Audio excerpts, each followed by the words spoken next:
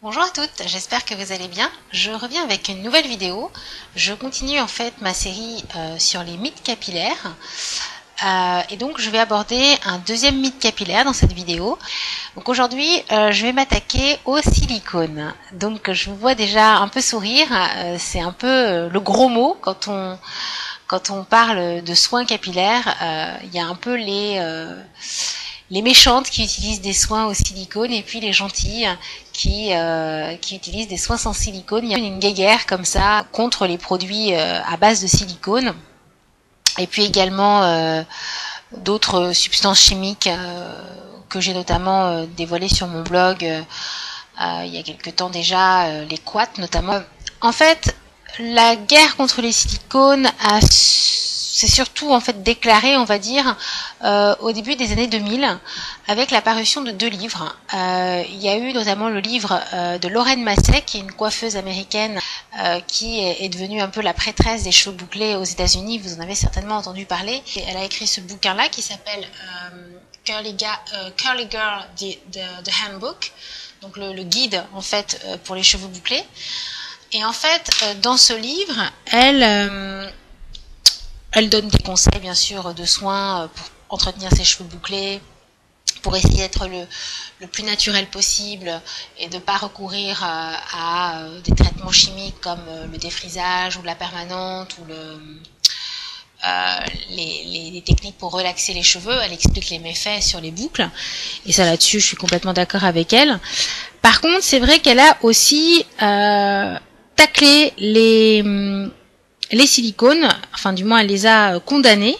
Donc c'est à la page 79. Donc en fait ce qu'elle dit c'est que les silicones sont des matériaux synthétiques. Donc ça là-dessus, oui on est d'accord, c'est du chimique, ça n'a rien de naturel. Et qu'en fait ils composent 99% des produits des conditionneurs capillaires qui revendiquent notamment de donner de la brillance aux cheveux. Mais selon elle, en fait, ces produits ne sont pas bons pour les cheveux parce qu'en fait, ils sont faits pour repousser l'eau et ne sont pas biodégradables. Elle ajoute également que le silicone est fait pour sceller la cuticule et ainsi empêcher l'absorption d'hydratation. Et enfin, elle ajoute que les silicones peuvent également alourdir les boucles et les empêcher de prendre leur forme naturelle, d'avoir une bonne définition, en d'autres termes. En dehors de Lorraine Masset, il y a également eu Rita Stiens, qui est allemande si je ne me trompe pas, et qui elle a écrit un peu une sorte de bible, on va dire, pour toutes celles qui sont intéressées par les cosmétiques naturels, où elle a expliqué chaque ingrédient, où elle donne des informations sur la toxicité éventuelle des ingrédients et leur donne une sorte de note écologique. Donc son livre, encore une fois, est assez écologique, c'est-à-dire qu'effectivement, elle s'intéresse plutôt aux méfaits sur l'environnement, plutôt que vraiment d'un point de vue efficacité capillaire ou corporelle, puisqu'elle passe en revue tous les cosmétiques. C'est pas pour autant que c'est à négliger, et notamment même pour la peau, j'ai envie de dire, c'est peut-être plus critique. Moi, par exemple, personnellement, j'essaie de faire beaucoup plus attention aux ingrédients que contiennent les produits que j'utilise pour ma peau que pour mes cheveux. Donc j'en viens aux cheveux et aux silicones. Effectivement, les cheveux, pourquoi pour les cheveux c'est moins critique d'utiliser des produits à base de silicone? Pourquoi finalement ça ne présente pas de danger pour les cheveux, les silicones? Parce que c'est bien là où je veux en venir. C'est que le cheveu, comme je vous l'ai expliqué dans une autre vidéo, c'est une matière biologiquement morte. Donc ce sont en fait les cheveux, c'est quoi? C'est un empilement de cellules de kératine mortes. Ces cellules, en fait, elles ont été créées sous le cuir chevelu, dans ce qu'on appelle le derme.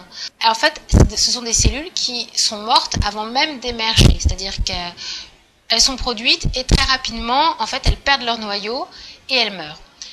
Et ensuite, elles sont repoussées vers le haut et elles continuent d'émerger et finalement d'arriver à la surface. Et donc, ça constitue le cheveu qu'on voit, qui est visible. La partie vivante, elle se situe vraiment dans le follicule pileux, donc dans le derme, donc absolument pas visible, et c'est vraiment éphémère, puisque je crois que c'est au bout de 1 ou 2 jours, elle meurt, la cellule. Donc voilà, c'est triste, mais c'est comme ça. Et pourquoi est-ce qu'on dit ensuite aussi que c'est une matière biologiquement morte? C'est qu'elle ne reçoit du coup absolument plus aucun élément nutritif de la part du follicule pileux.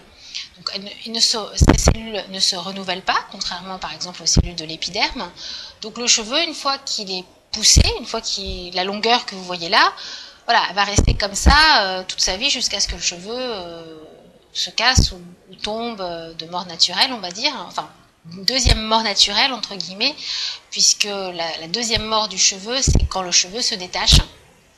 En fait, quand le follicule pileux arrête de produire des cellules, donc que le cheveu ne pousse plus, finit par se détacher. Il se trouve qu'après, le follicule pileux se remet à produire, se réveille en quelque sorte et se remet à produire, et qu'il peut produire plusieurs tiges pilaires. Mais en tout cas, pour une tige pilaire donnée, à un moment donné, cette tige pilaire peut tomber de façon tout à fait naturelle. Donc il ne faut pas s'inquiéter quand vous trouvez des cheveux dans votre brosse, c'est normal. Le silicone, il va venir soigner, entre guillemets, il va venir se déposer sur une matière qui est morte, donc qui ne respire pas déjà pour commencer. Donc tous les arguments qui visent à dire que le silicone va étouffer le cheveu, ça n'a pas de sens puisqu'un cheveu ne respire pas. Je vais revenir sur la critique faite par Lorraine Massé, donc ce que je viens de vous lire. Donc Lorraine Massé, elle, pourquoi elle a condamné les silicones? Parce qu'elle dit que ça empêche le cheveu de recevoir de l'hydratation. Alors, c'est intéressant parce que ça nous renvoie à ce que je vous ai expliqué dans la précédente vidéo, donc le mythe capillaire sur l'eau, sur l'hydratation par l'eau, où effectivement je disais que l'eau n'hydrate pas le cheveu. Donc déjà, c'est important à prendre en compte parce qu'en fait, elle, Lorraine Massé, elle fait référence à ça. Quand elle dit que le cheveu ne peut pas recevoir d'hydratation, en fait, quand elle utilise le mot hydratation, qui, comme je vous l'ai dit, est vraiment à prendre avec des pincettes parce que il veut pas vraiment dire ce qu'il veut dire. L'hydratation du cheveu, c'est pas de l'eau. C'est-à-dire que si vous mettez de l'eau sur vos cheveux et puis que vous attendez que ça se passe, vous n'allez pas vous retrouver avec des beaux cheveux. Vous allez, enfin après, tout dépend de ce qu'on aime comme aspect, comme texture de cheveux, mais vous allez vous retrouver avec des cheveux qui vont être plutôt d'aspect sec, c'est-à-dire mousseux, broussailleux, terne, avec une cuticule hérissée. Donc c'est pas exactement ça en général qu'on recherche. Encore une fois, tous les goûts sont dans la nature, là-dessus il n'y a pas de souci. Mais si vous voulez plutôt avoir des cheveux brillants, souples, doux, avec une texture douce, une boucle bien définie, l'eau c'est pas quelque chose à mettre dans vos cheveux. Alors quand elle dit que le cheveu ne peut pas absorber d'hydratation à cause du silicone, c'est vrai, parce que effectivement le silicone, enfin c'est vrai, je m'entends, laissez-moi terminer, le silicone va en fait restaurer la fonction barrière de la cuticule. Donc si vous vous rappelez, je vous avais expliqué que chaque brin de cheveux est recouvert d'une cuticule, c'est-à-dire l'enveloppe externe du cheveu, qui en fait est composée de sortes de petites écailles, on appelle ça comme ça de façon imagée, qui sont emboîtées les unes dans les autres. Et le but c'est que ces écailles soient le plus lisse possible en fait le long de la fibre, pour en fait avoir ce côté brillant, doux qu'on recherche. Et plus les écailles sont relevées, plus vous allez avoir un cheveu plutôt rêche, plutôt terne, mousseux, rugueux, volumineux, voilà. Tout ce un peu à quoi le cheveu bouclé en général est prompt, parce que le cheveu bouclé a naturellement une cuticule avec des écailles relevées, parce qu'il est naturellement poreux. Donc en fait, le silicone justement va venir corriger un petit peu tout ça, il va venir enrober la fibre d'un film protecteur pour lisser ces écailles et en fin de compte constituer une sorte de bouclier contre l'humidité. Donc c'est justement ce que reproche Lorraine Massé au silicone, mais c'est justement leur bienfait aussi en même temps. Donc en fait, là le silicone est pris dans son sens d'hydratant, puisqu'il est considéré comme étant hydratant, dans le sens où il va empêcher déjà à l'humidité interne du cheveu de s'évaporer, et puis surtout il va empêcher l'humidité externe ou toute autre agression externe de pénétrer le cheveu, de le faire gonfler et de faire hérisser ses écailles. Parce que c'est exactement ce qu'on veut pas si on veut avoir un cheveu lisse, brillant, doux. Ce qu'on veut, c'est des écailles bien lisses, bien couchées le long de la cuticule. Donc le film va agir un peu comme une sorte de gaine qui va donner cet aspect-là, cet aspect qui est recherché pour avoir les effets que je viens de vous décrire. Cette gaine, en fait, elle enrobe le cheveu et elle lui est bénéfique parce qu'elle agit, en fait, elle agit de la même façon, enfin, elle cherche à imiter, en fin de compte, le principe du film hydrolipidique. Je vous en avais parlé aussi, le film hydrolipidique, c'est notamment le sébum, essentiellement, qui s'écoule normalement du cuir chevelu le long de la fibre capillaire. Sauf que dans le cas du cheveu bouclé, ce sébum a bien du mal malheureusement à s'écouler et à glisser le long de la fibre à cause des spirales en fait de la boucle et puis des écailles aussi relevées comme je vous expliquais. Donc ça le bloque un petit peu et en général il va plutôt stagner en hauteur. Que le silicone lui voilà, il va agir comme ça, il va en fait reproduire les effets, les bienfaits du sébum, du film hydrolipidique pour protéger le cheveu, le protéger des agressions extérieures et notamment aussi le protéger contre un afflux d'humidité qui le ferait gonfler et qui lui donnerait cet aspect hérissé et mousseux qu'on n'aime pas forcément. L'autre critique qu'on entend aussi souvent sur les silicones, c'est l'effet cache-misère, que ce serait un cache-misère.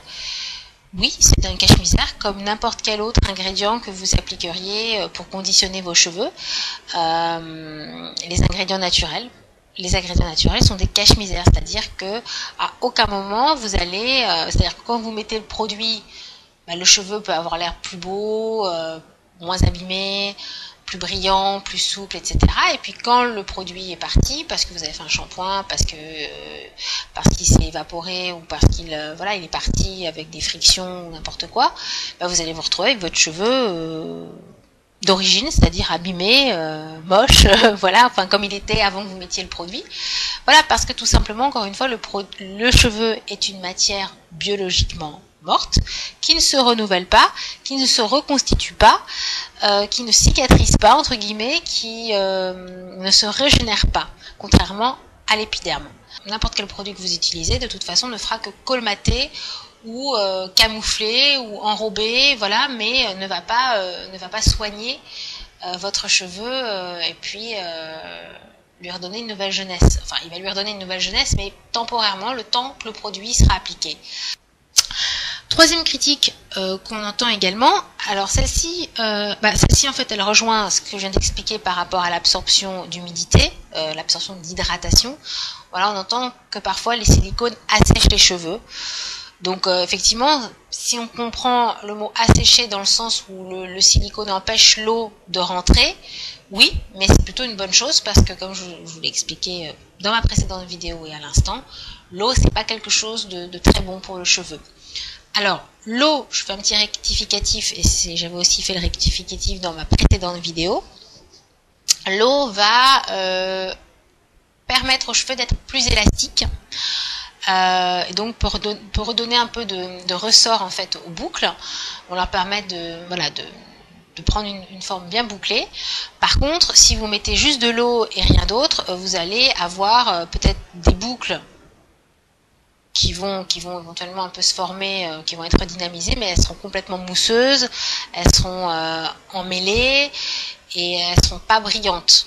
Ce sera un peu des boucles brouillons, on va dire. Voilà. Il y a une différence entre hydratation, au sens de corps gras, ou silicone, ou synthétique, et